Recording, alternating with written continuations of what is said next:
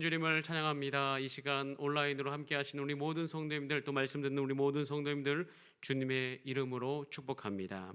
오늘 함께 읽은 본문 말씀을 가지고 여호와의 주권에 대해서 함께 말씀을 나누겠습니다. 하나님께서는 저와 여러분을 향한 생각을 가지고 계십니다. 그리고 하나님께서는 온 세상을 향하여서 하나님의 생각이 있습니다. 그 하나님의 생각을 우리가 어떻게 알 수 있습니까? 우리는 성경을 보면 그 하나님 아버지의 생각을 우리는 알 수 있습니다.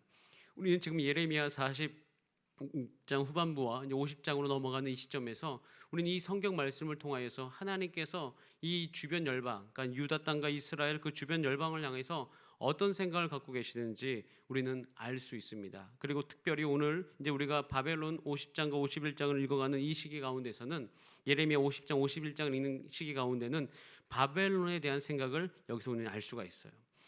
여러분, 우리가 이제 49장을 읽어왔는데요. 49장은 에돔에 대한 것이고요. 이제 50장, 51장 이제 바벨론에 대한 것인데요. 이것을 이제 쭉 읽고 이 내용들을 이렇게 쭉 한번 나열해 보면 참 놀라운고 재미있는 것은 구조가 거의 똑같습니다. 그러니까 예를 들어 49장 전반부 7절 정도에 보면 에돔의 지혜에 대한 것이 나옵니다. 그런데 또 그 예레미야 50장에 보면 35절 또 51장에 보면 또 바벨론의 지혜에 대한 것이 나와요. 그런데 이들이 자신의 지혜를 가지고, 그러니까 자기가 지혜롭다 여기고 어디에 거하냐면 에돔도 산꼭대기에 거한다고 되어 있어요. 바벨론은 하늘까지 솟아 올랐다고 이야기합니다. 그래서 똑같이 교만하다고 이야기해요. 그리고 그 교만함 가운데 이제 하나님께서 어떻게 합니까? 그들을 치시기로 결정하시고 땅을 진동시키시고 그들 결국 멸망의 길로 가게 하신다라는 것이 거의 대칭 구조처럼 이렇게 기록되어 있는 것을 볼 수가 있습니다. 이렇게 쭉 읽어보면요, 이 열국, 그러니까 이 유다와 이스라엘 주변의 심판의 이유는요 딱 두 가지로 요약됩니다. 우상숭배, 교만입니다. 우상숭배와 교만 때문에 이들이 멸망당한다는 것이에요. 하나님의 주권적인 통치가 있습니다. 여기에 대항해서 자기의 의지를 가지고 우상숭배를 통해서 자신만의 만족, 그러니까 스스로 높이고자 하는 그 교만, 이것이 그들이 멸망받는 가장 큰 원인이라고 이야기해요. 그런데 참 여러분, 재미있는 사실이 한 가지가 있습니다. 여러분, 우리가 유다와 이스라엘 멸망당한 이유가 무엇일까요? 근데 성경을 놓고 보면 그것도 우상숭배와 교만입니다. 즉 우리가 읽고 있는 이 예레미야서를 쭉 읽어보면 하나님의 백성이라고 이야기하는 이스라엘과 유다가 멸망한 원인과 그 다음에 그때 당시에 유다 주변에 있었던 그 열국들, 그 이방 민족들, 그들이 멸망당하는 이유도요 우상숭배와 교만 때문인 것이에요. 그리고 오늘 읽었던 50장만 해도 그렇습니다. 바벨론의 멸망 이유는 50장 28절 예루살렘 성전 파괴, 예루살렘 파괴, 그리고 그것이 결국 어디서부터 비롯되어 있는가? 교만과 우상숭배 때문이라고 이야기하고 있습니다. 그럼 결국 예레미야를 쭉 다 읽어보면요, 열국의 심판뿐만 아니라 이 이스라엘과 유다의 심판, 이 모든 것의 원인은요 하나님의 통치를 의지하지 않고 자기 스스로 자신을 높이고자 하는 교만이 주요한 원인이다라고 이야기하고 있어요. 여러분, 이걸 쭉 읽어보면 한 가지 분명한 원리, 진리가 나옵니다. 그것은 우리가 사는 이 세상도요, 그러니까 지금 우리가 2021년을 살아가고 있는데 5월을 지나가고 있는데 이 시기에도 정확하게 이 원리가 적용되고 있다는 거예요. 그러니까 예레미야는 이야기합니다. 이 예레미야 전체를 통하여서 이 원리에서, 이 진리에서 한 명도 예외가 없다. 마찬가지로 여러분, 저와 여러분, 그리고 이 세상, 그러니까 우리가 예수 믿지 않는 저 세상이라고 이야기하는 그 세상조차도 이 진리가 정확하게 적용되고 있을 뿐만 아니라 누구도 예외가 없다라고 이야기하는 것이에요. 그래서 우리는 예레미야서를 읽어보면 늘 같은 얘기인데 왜 같은 얘기가 계속 반복되지 하면서 우리가 약간은 이 내용에 하나님 아버지의 마음을 깊이 우리가 헤아리지 못하면 어떻게 보면 좀 지루할 정도의 그 내용이 반복되는 것을 볼 수가 있어요. 여러분, 열방이 심판받는 방식과 유다가 심판받는 방식이 굉장히 똑같습니다. 예레미야서 51장 7절에도 보면 이제 우리가 다 내일 읽을 것인데 거기 보면은 바벨론이 멸망하게 되는 것에 대해서 이야기를 쭉 이야기해요. 그러니까 바벨론 이야기가 사실 지난 우리가 금요일부터 쭉 읽게 되어지는데 이걸 다 이제 내일까지 읽다 보면 이제 한 가지 큰 도전을 받는 거예요. 저와 여러분이 그 도전 앞에 있습니다. 그 도전 받기를 원하는데 그것이 무엇이냐면 우리 한번 따라해 볼까요? 하나님의 주권을 인정하는 것. 그러니까 하나님의 주권을 인정하라는 것이에요. 예레미야는 이것을 계속 이야기합니다. 예레미야서를 읽는 모든 하나님의 백성들, 또 그때 당시 하나님 인정하지 않는 사람들조차도 이것을 인정하라고 이야기하는 것이에요. 그래서 왕이신 하나님의 통치가 이 열방과 이스라엘 유다 가운데 있다라는 것이에요. 예레미야서는요, 하나님의 통치를 선포하는 중요한 책인 것입니다. 그래서 하나님께서는 어떻게 일하시는가 살펴보면 하나님의 통치를 세우기 위해서 일하십니다. 그래서 예레미야 전체 문맥 안에서 하나님의 계획은요, 열국에 있는 또 이스라엘의 안엔 악의 세력을 제거하는 것, 즉 하나님을 대적해서 높아진 그것을 대적하고 제거하고 새로운 창조 질서를 세우는 거예요. 그리고 그 안에서 하나님의 공의와 의를 하나님께서 실천하는 것이 그 목적에 있습니다.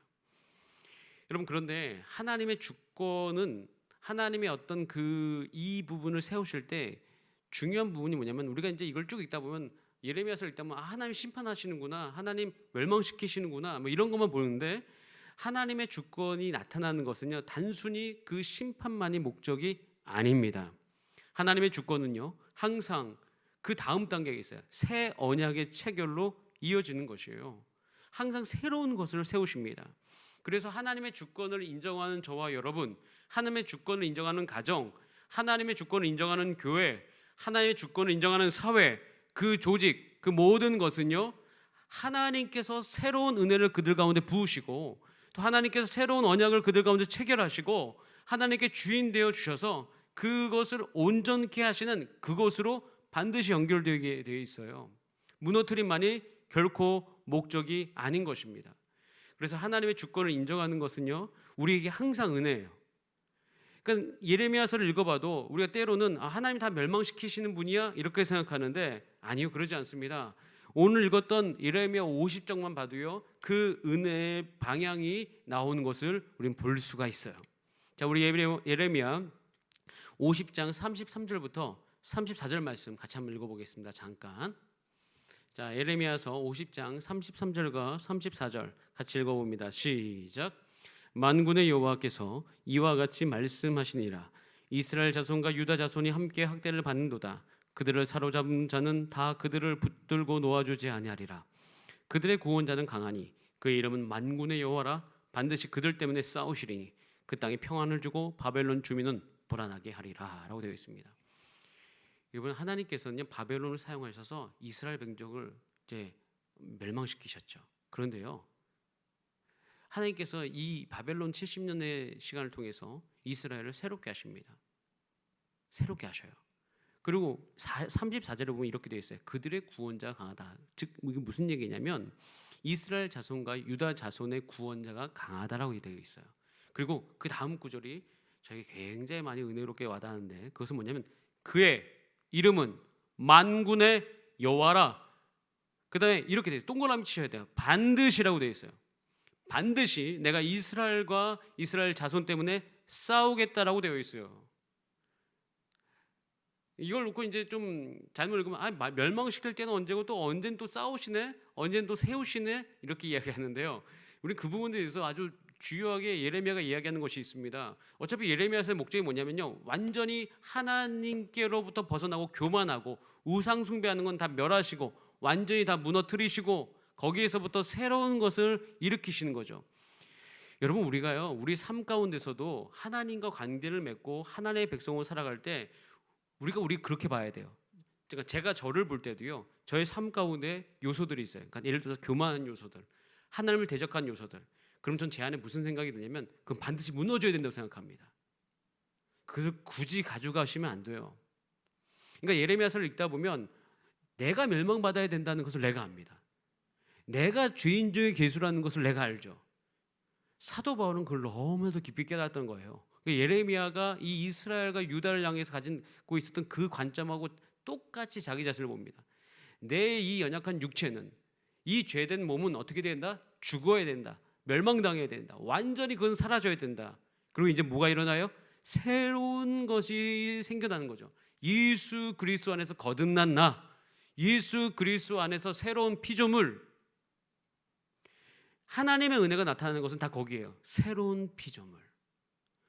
하나님으로 말미암아 이제 나는 죽고 예수로 사는 것, 그러니까 예수로 살아가는 그것이 은혜예요.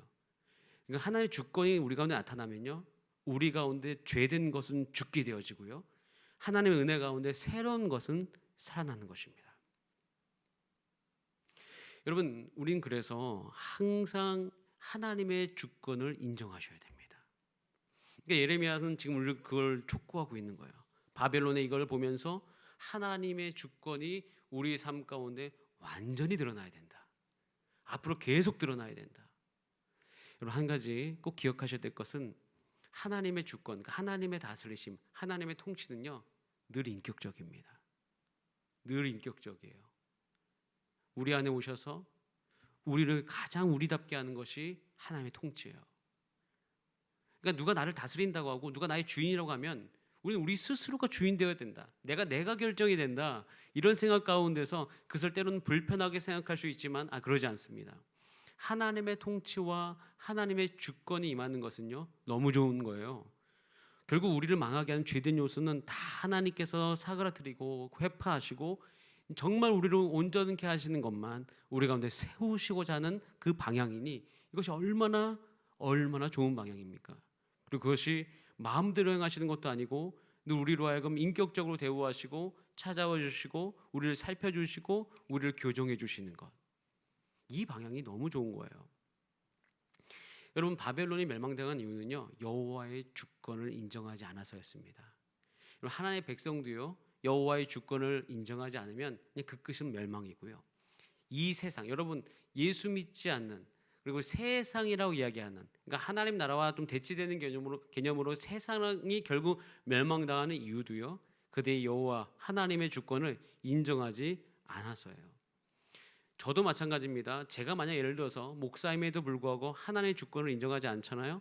그러면 똑같이 저의 삶의 그 인생의 결과 안에서는 거기에 악한 요소들이 분명히 있을 거예요. 그러니까 이것은 누구나 예의 없이 다 적용되는 거예요. 우리 오늘 읽었던 45절 말씀 한번 같이 읽어볼까요? 45절입니다. 45절 시작. 그런즉 바벨론에 대한 여호와의 계획과 갈대아 사람의 땅에 대하여 품은 여호와의 생각을 들으라라고 되어 있어요.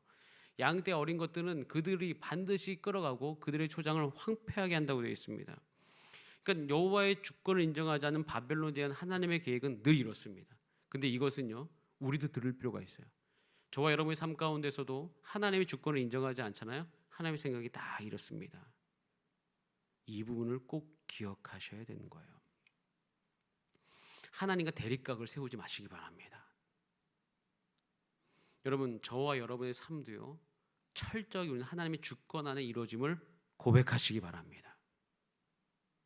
여러분, 이스라엘은요, 바벨론으로 이제 포로로 갈 때만 해도 하나님의 마음을 잘 몰랐어요.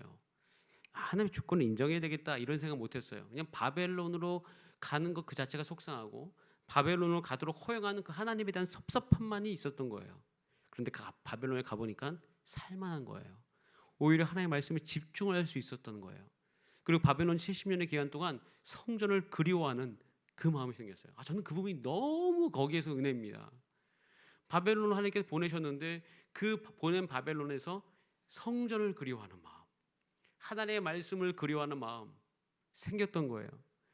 하나님 약속의 땅에 살 때 그것이 진작 생겼으면 얼마나 좋았을 뻔했겠어요. 그런데 결국에는 모든 것이 다 멸망되고 난 다음에 그 성전을 그리워하고 그 말씀을 그리워하고 있는 거예요.